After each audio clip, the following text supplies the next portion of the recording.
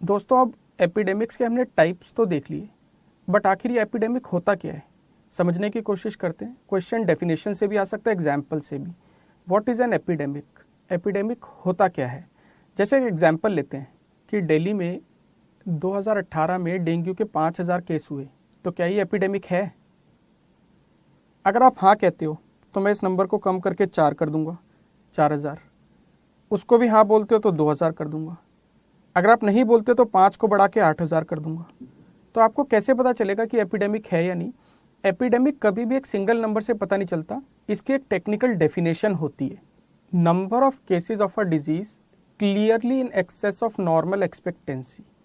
इसका मतलब क्या है कि जो भी आपका नॉर्मली एक्सपेक्टेड केस होने चाहिए, अगर उससे बहुत ज़्यादा क्लियर एक्सेस हो जाए तो हम उसे एपिडेमिक कहेंगे। इस डेफिनेशन में 2 कीवर्ड्स हैं, क्लियर एक्सेस, नॉर्मल एक्सपेक्टेंसी। अब ये नॉर्मल एक्सपेक्टेंसी पता कैसे चलेगी? कैसे पता चलेगा कि कितने केस होने चाहिए? जैसे अगर मैं आपसे पूछूं कि आप एक गेस करिए कितने केस डेंगू के इस साल दिल्ली में होने चाहिए, तो आप ये कैसे गेस करोगे? बिल्कुल सही, हम पिछले 2 से 3 या 5 सालों के केसेस देखेंगे और उसके बेसिस पे ये गेस करेंगे। तो सपोज मैं आपको पिछले 3 सालों का डेटा दिखाता हूँ। जैसे 2015 में 5600 केस हुए, 2016 में 4200 केस हुए और 2017 में 4900 केस हुए।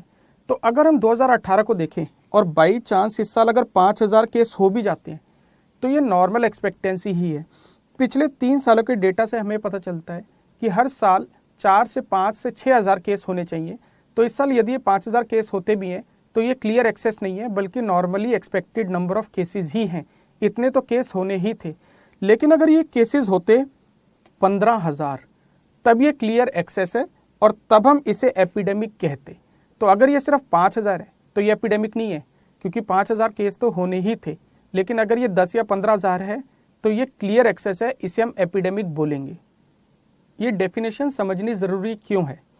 क्योंकि कई बार एपिडेमिक वर्ड सुनने से हमें लगता है कि बहुत ज़्यादा केस हज़ारों में होंगे। ऐसा नहीं है, कम केस भी एपिडेमिक हो सकते हैं अगर उसकी नॉर्मल एक्सपेक्टेंसी बहुत ही कम थी। जैसे एक एग्जाम्पल लेते हैं पोलियो का। पोलियो का इंडिया का इस वक्त स्टेटस क्या है? India is a polio free country. पिछले 8 सालों से एक भी केस नहीं हुआ है। तो अगर हम इंडिया में पोलियो की नॉर्मल एक्सपेक्टेंसी देखें तो कितनी है? 0, कोई भी केस नहीं होता। तो सपोज इस साल पोलियो का एक केस हो जाता है तो गवर्नमेंट ऑफ इंडिया को उस केस को एपिडेमिक डिक्लेयर करना पड़ेगा। तो एपिडेमिक का हमेशा मतलब बड़ा नंबर या हज़ारों केस नहीं होता। यदि नॉर्मल एक्सपेक्टेंसी 0 है तो एक केस को भी क्लियर एक्सेस माना जाएगा और उसे एपिडेमिक डिक्लेयर कर दिया जाएगा। अब क्वेश्चन आता है कि क्लियर एक्सेस को हम डिफाइन कैसे करें?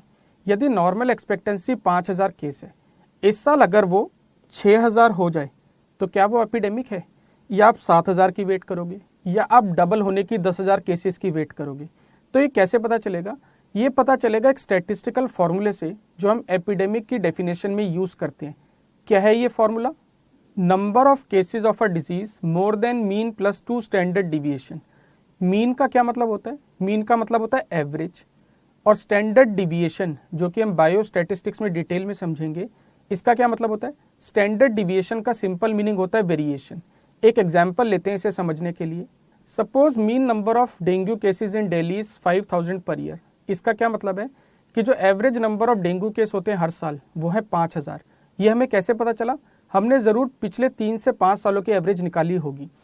अगर ये एवरेज 5000 आती है, क्या इसका मतलब है कि ये नंबर 5000 पे फिक्स रहेगा? नहीं, ये कम भी हो सकता है किसी साल, ये किसी साल ज़्यादा भी हो सकता है। कितना कम या ज़्यादा इसकी वेरिएशन होगी, इसको हम स्टैंडर्ड डिविएशन कहते हैं। अगर इस क्वेश्चन में आपको दिया है कि standard deviation is 1000 cases per year, अब क्वेश्चन है कि इसे हम एपिडेमिक कब बोलेंगे? तो हम फॉर्मूला यूज़ करेंगे। एपिडेमिक हम बोलेंगे when the number of cases is more than mean plus 2 into standard deviation, या हम कह सकते हैं number of cases are more than 7000।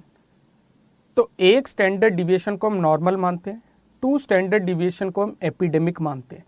तो यदि केसेस 7000 के पास पहुंचने वाले हैं तो हेल्थ अथॉरिटीज़ इससे कंक्लूड करेंगी कि शायद एपिडेमिक अब होने वाला है और हमें इसके हिसाब से एक्शन लेना चाहिए। अगर आप इस फॉर्मूले या डेफिनेशन को ध्यान से देखें तो क्या मैं कह सकता हूँ कि एपिडेमिक की दोनों डेफिनेशन बिल्कुल सेम है? यस।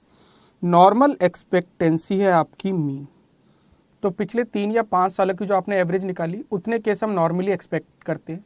और क्लियर एक्सेस को हमने खुद अपनी तरफ से डिफाइन किया है 2 स्टैंडर्ड डिविएशन। तो 1 standard deviation is normal, 2 standard deviation is clear excess और एपिडेमिक। इसके अलावा एपिडेमिक की 2 और डेफिनेशन होती है। Occurrence of a new disease in a population is an epidemic. नई डिजीज को हम एपिडेमिक क्यों कहेंगे? क्योंकि उसकी नॉर्मल एक्सपेक्टेंसी 0 है। तो जब इबोला वायरस का पहला केस इंडिया में हुआ तो उसकी नॉर्मल एक्सपेक्टेंसी 0 थी, तो गवर्नमेंट ऑफ इंडिया को उसे एपिडेमिक डिक्लेयर करना पड़ेगा। तो एपिडेमिक का ये मतलब नहीं है कि हज़ारों केस होने चाहिए। अगर नॉर्मल एक्सपेक्टेंसी 0 है तो 1 case is also an epidemic, एक केस को भी एपिडेमिक माना जाएगा। इसी तरीके से recurrence of a disease is also an epidemic.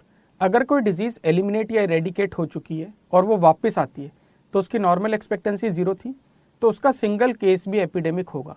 जैसे गिनी वर्म इंडिया से एलिमिनेट हो चुका है फरवरी 2000 में, तो यदि आज 19-20 साल बाद उसका एक केस इंडिया में होता है तो गवर्नमेंट ऑफ इंडिया को उसे एपिडेमिक डिक्लेयर करना पड़ेगा।